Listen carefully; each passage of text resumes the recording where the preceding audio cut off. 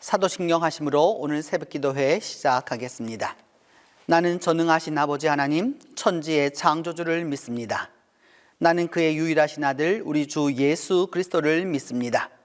그는 성령으로 잉태되어 동정녀 마리아에게서 나시고 본디오 빌라도에게 고난을 받아 십자가에 못 박혀 죽으시고 장사된 지 사흘 만에 죽은 자 가운데서 다시 살아나셨으며 하늘에 오르시어 전능하신 아버지 하나님 우편에 앉아 계시다가 거기로부터 살아있는 자와 죽은 자를 심판하러 오십니다. 나는 성령을 믿으며 거룩한 공교회와 성도의 교제와 죄를 용서받는 것과 몸의 부활과 영생을 믿습니다.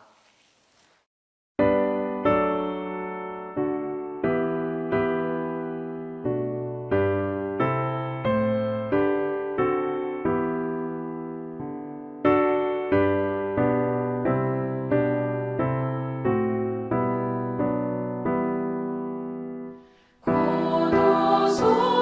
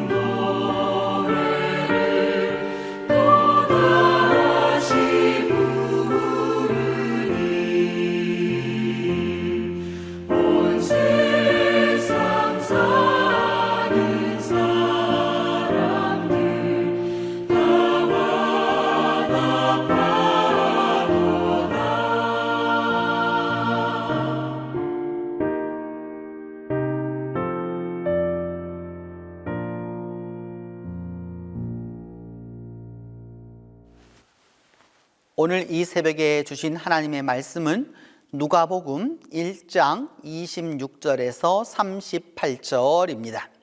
신약성경 누가복음 1장 26절에서 38절입니다.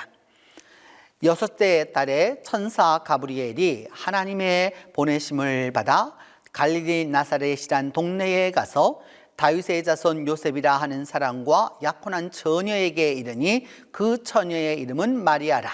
그에게 들어가 이르되 은혜를 받은 자여 평안할지어다. 주께서 너와 함께 하시도다 하니 처녀가 그 말을 듣고 놀라 이런 인사가 어찌함인가 생각하매 천사가 이르되 마리아여 무서워하지 말라. 내가 하나님께 은혜를 입었느니라. 보라 내가 잉태하여 아들을 낳으리니 그 이름을 예수라 하라. 그가 큰 자가 되고 지극히 높으신 이의 아들이라 일컬어질 것이요 주 하나님께서 그 조상 다윗의 왕위를 그에게 주시리니 영원히 야곱의 집을 왕으로 다스리실 것이며 그 나라가 무궁하리라. 마리아가 천사에게 말하되 나는 남자를 알지 못하니 어찌 이 일이 있으리이까. 천사가 대답하여 이르되 성령이 내게 임하시고 지극히 높으신 이의 능력이 너를 덮으시리니 이러므로 나실 바 거룩한 이는 하나님의 아들이라 일컬어지리라. 보라 내 친족 엘리사벳도 늙어서 아들을 배웠느니라. 본래 임신하지 못한다고 알려진 이가 이미 6달이 되었나니 대저 하나님의 모든 말씀은 능하지 못하심이 없느니라. 마리아가 이르되 주의 여종이오니 말씀대로 내게 이루어지이다 하며 천사가 떠나가니라. 오늘 본문이 속한 누가복음은 예수님의 일생에 대한 아주 세세한 부분을 잘 기록하고 있습니다. 특별히 예수님의 어머니였던 마리아를 중심으로 해서 일어나는 여러 가지 일들에 대하여서 아주 자세하게 그 일들이 어떻게 이루어졌는지를 말씀합니다. 오늘 본문은 흔히 수태고지라고 이제 예수님께서 탄생하시게 될 것을 알려주는 수태고지라고 알려져 있는 본문입니다. 이 수태고지의 소식은 인류로 보면 기쁨의 소식이라고 할 수 있고 우리로 보면 또한 기쁨의 소식이라고 할 수 있고 세상에 있는 모든 죄인들을 위하여서 다 기쁨의 소식이라고 할 수 있습니다. 이 진정한 기쁨이 어떤 기쁨이었는지 오늘 본문 말씀을 통해서 서로 은혜를 나누도록 하겠습니다. 엘리사벳이 그 임신한 지 6달이 되었을 때에 천사 가브리엘이 나사렛에 갈릴리 나사렛에 살고 있는 그 요셉이라 약혼한 바로 마리아를 찾아갑니다. 오늘 성경은 그가 마리아에 대해서 설명을 하면서 그 이미 요한이 6달이 임신이 되어 6달이 되었고 또 하나님께서 보내시는 가브리엘이라고 하는 천사가 갈릴리 나사렛까지 가고 또 거기에 이미 요셉이라고 하는 다윗의 자손이라고 하는 요셉과 약혼한 그 정혼한 마리아에게 갔다라고 이렇게 말씀하고 있습니다. 이미 이 안에 있는 것을 통해서 볼 때 우리는 마리아가 어떠한 삶의 현장에 있는지를 알게 됩니다. 당시에 갈릴리 나사렛이라고 하는 동네는 당시 데가볼리라고 하는 갈릴리 동편에 있었던 10개의 신도시들을 그 당시에 많이 대헤롯 이후로 많이 건축하였는데 그 건축을 담당하는 일꾼들이 주로 많이 살았던 데가 이 나사렛이란 동네입니다. 거기에 다윗의 자손이라고 말하고 있는데 이때 이미 다윗의 자손이라고 하는 말은 이미 사라져버린 그 왕조에 대한 말과 같습니다. 오늘날 여러분 전주 이시 그 종친회에서 왕을 뽑지만 사실 그것이 오늘 우리 사회에서 아무 힘도 없는 것처럼 당시에도 그와 같은 것이었죠. 그리고 약혼한 그 여성이 있었는데 당시에 약혼이라고 하는 것은 오늘날로 말하면 그 결혼식만 안 한 부부와 같습니다. 그래서 모든 것을 알고 있는 것이죠. 그래서 당시로서는 대개 1년이 넘어야 그 결혼을 할 수 있었습니다. 약혼을 한 다음에 1년을 지나 보아야 1년이 넘어가야 이 정혼한 여성이 아이를 갖지 않은 처녀인지 아닌지가 증명이 되었기 때문입니다. 근데 그에게 누가 나타났느냐? 천사가 나타나서 이렇게 말합니다. 평안하라 이렇게 말씀합니다. 샬롬 이렇게 얘기하면서 하나님께 은혜를 너가 입었다라고 말하자 그때에 마리아는 말합니다. 이게 도대체 무슨 일이야? 이런 인사가 어찌함인가 라고 하는 이 한문식 번역은 도대체 이게 무슨 일인가 라고 생각했을 때 그때 천사가 말하기를 두려워하지도 말고 무서워하지도 말아라. 하나님의 은혜를 입었다라고 말합니다. 그러면서 보라 내가 잉태하여 아들을 낳을 건데 이름을 예수라 하라 라고 말씀합니다. 지금 마리아는 요셉과 정혼한 상태입니다. 그 정혼한 여자가 아이를 낳는다라고 하는 것은 그 당시에는 율법으로 돌로 쳐 죽여도 되는 바로 그러한 일이 벌어지게 될 것입니다. 그런데 무서워하지도 말고 두려워하지도 말고 아들을 낳을 건데 이름을 예수라 하라 라고 또 말합니다. 예수라고 하는 이름은 우리가 외정시대를 살았었을 때의 광복이라고 이름을 짓는 것과 꼭 같은 것입니다. 구원한다라고 하는 의미가 있는 거고요. 그것을 세상을 새롭게 만든다는 의미도 있는 거고요. 여러 가지 의미가 있는 것이죠. 이 예수라는 의미가 그렇기 때문에 구약에서 여호수아로도 나타나고 호세아로도 나타나고 요시아로도 나타나고 예수아로도 나타나고 여러 가지 그 비슷비슷한 형태로 나타나지만 근본은 그것입니다. 처녀가 아이를 낳게 되었다. 기쁨의 소식이겠습니까?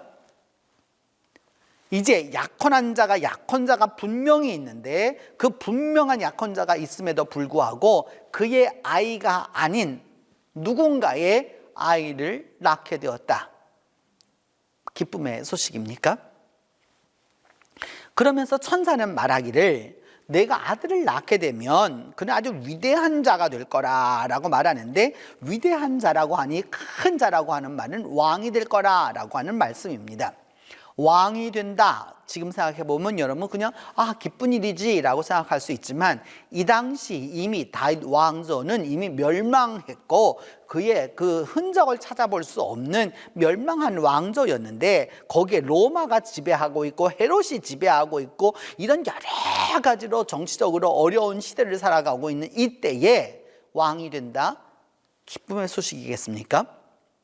그러면서 또 지극히 높으신 이의 아들이라 일컬어질 것이다. 하나님의 아들이라 일컬어질 것이다 라고 하는 이 말은 오직 왕에게만 쓸 수 있는 단어입니다. 그러면서 조상 다윗에게 주셨던 왕위를 그에게 주셔서 영원히 그 이스라엘을 다스리게 되고 나라는 무궁하게 될 것이다 라고 말씀합니다.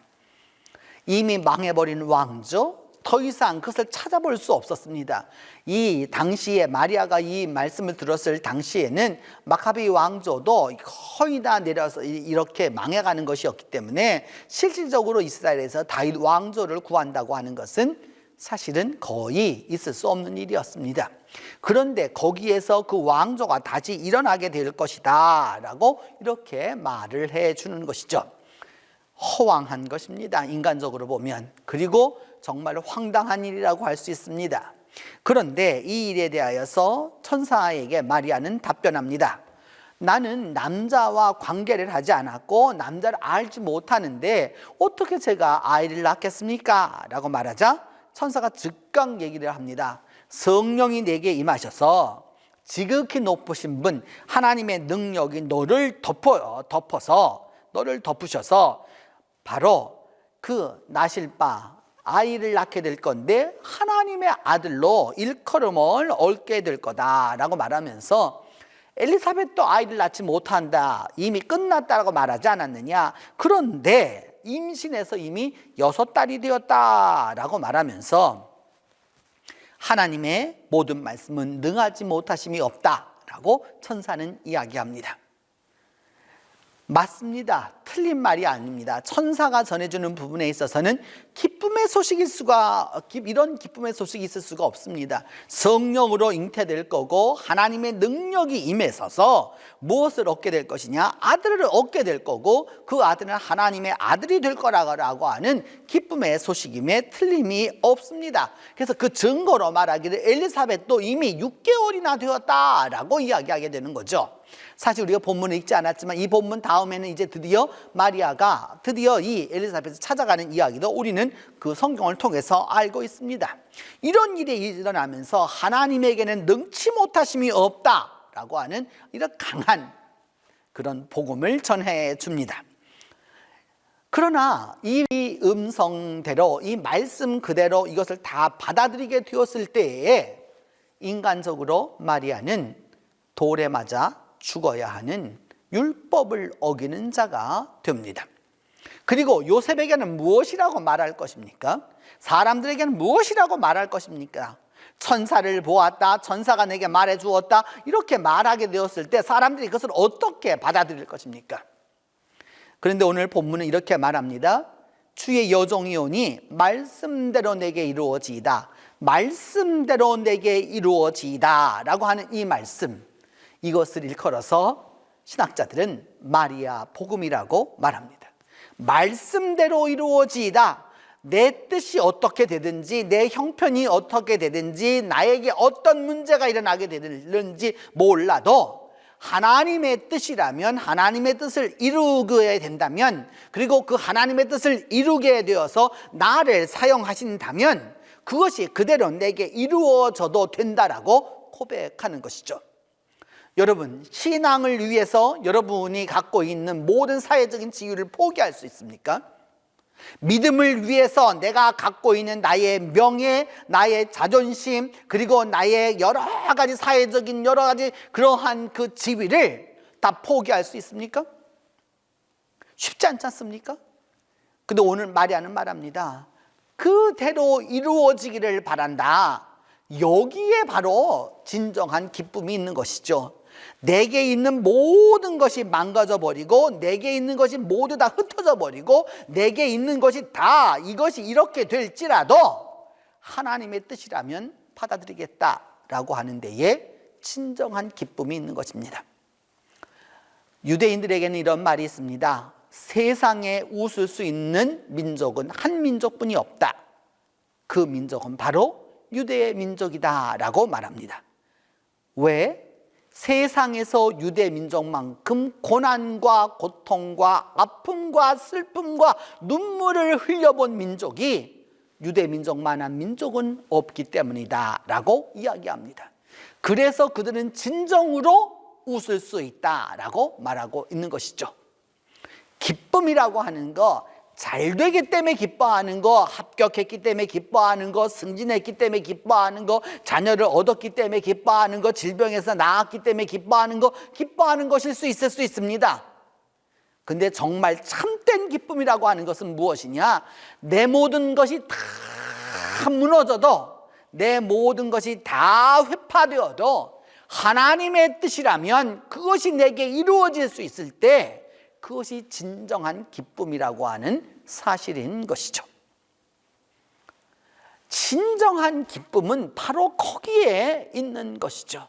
하나님의 뜻이 무엇인지를 알고자 하면 바로 여기에 있는 것이죠. 오래전 선배 목사님이 말씀해 주시던 그것이 생각이 납니다. 예전 목사님이 그 목사님이 인천에서 목회를 하셨을 때 그 예전의 형편이라고 하는 것, 1950년대의 그 형편이라고 하는 것은 여러분 참 어려운 형편이었죠. 5, 60년대 형편은 참 어려운 것이었는데 그 해에 이런 우리 여름철 장마가 아주 심하게 되어서 그러니까 그 비도 많이 왔고요. 이제 그렇게 되었는데 그래서 교회 지붕도 다 날아가 버리고 막 이런 일들이 참 많았답니다. 그래서 참 어려운 일을 당하고 있었는데 그 장로님이 교회에 오셔 보시니까 교회 지붕이 다 날아가 버리고 교회는 엉망진창이 된 것이죠. 그때 그 장로님이 이렇게 말씀하시더랍니다. 자기가 그 예배당에 엎어져서 하나님 제 집은 집에 날아갈까, 바람에 날아갈까 봐 여러모로 다 단속하고 또 단속하고 또 단속해 놓고 하나님의 집이라고 말하면서 내가 가장 최고로 생각하는 하나님이라고 말하면서 하나님의 집을 이렇게 만든 이 죄인을 용서해 달라고 그렇게 기도하던 그 장로님을 보았노라는 그 선배 목사님의 이야기가 생각이 납니다. 여러분, 기쁨의 주간이어서 크리스마스가 우리가 즐거움과 행복과 그래서 가정의 주가 있는 걸 늘 이야기합니다. 근데 여러분, 우리의 기쁨이 주님을 위해서 얼마나 기쁨이 되고 있습니까? 우리의 기쁨이 정녕 얼마나 큰 기쁨이 되고 있습니까? 우리가 살아가는 이 삶이, 우리가 기도하는 기도가, 우리의 신앙이, 우리의 믿음이 얼마나 주님을 위한 기쁨이 되고 있습니까? 주의 여종이 오니, 주의 여종이 오니 모든 것이 말씀대로 내게 이루어지이다. 이것을 고백할 수 있는 그 사람에게 진정한 기쁨의 은혜가, 기쁨의 소식이, 기쁨의 은총이 함께 하는 것입니다. 기도하겠습니다. 하나님, 오늘도 하나님의 뜻을 이루기 위하여서 갈릴리 나사렛 그 요셉과 정원한 마리아를 찾아갔던 천사를 통해서 찾아가서 소식을 전해 주었던 것처럼 오늘 우리에게도 하나님의 그 기쁨의 소식이 전달되도록 은혜를 베풀어 주시옵소서.